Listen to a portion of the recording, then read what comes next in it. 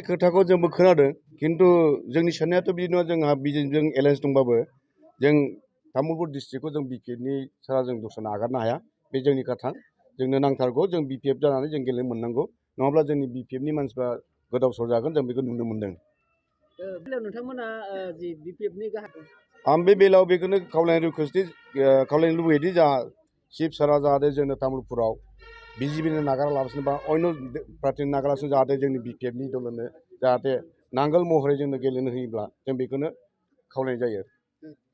बेवहाय बिपिएफ हिसाबै बिपिएफआ खहा जागोन मा जाया जानो जाखागोन जों नुहुरखानाय दङ दा जोंनि एरियायाव जोंहा बिजेपिनि एमसिएलए दङ बिथांमोना सारा बिसिडिसि लेभेलखौ लाजोब्बाय दा जोंनि वर्कारानो गैला दा पाब्लिकआव थांब्ला बिसिडिसिनि लेभेलसो बिसोर मानियो पाब्लिकआ जोंनि खोथाखौथ' मानियाना गतिके जोंहा मा मावनांगौ जों गोदाव सोराव जानानै दङ हैखारनो जोंनो बिपिएफ जानानै जोंनो माने टिकेट मोननाया जाय मोनगोन जों बेखौ मिथिया खिन्थु जोंनो बिपिएफनो जोंनो नांगोलाव गेलेनो मोननायखौ जोंनो लुबैयो जों बेयावथ' जों दा ओरैबायदि जानानै दङ दा बिजेपिनो आगान होबाबो जोंनि मानसिफ्राथ' दा बिजेपिखौ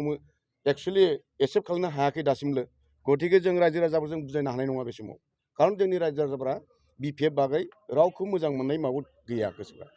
गतिके जोंनो जोंनि रायजोनि रिकुवेस्टआ बेनो जोङो पाब्लिकनो जों बुंगासिनो दङ जे नोंसोरो जोंनि बिपिएफखौ नागारनाङा बिपिएफ जानानै नोंसोर गेलेथारनांगोन टिकेटआ जाय मोनो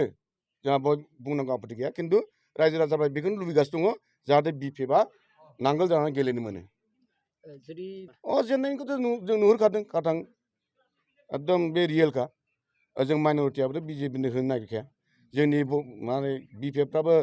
फ्राय गावस्रानाय माबायाव दङ लामायाव दङ गतिके जों मानसिफोरखौ जों बुजायनो हानाय नङा बे समाव होमब्ला दायो बे दाया जोंनि जानाय नङा।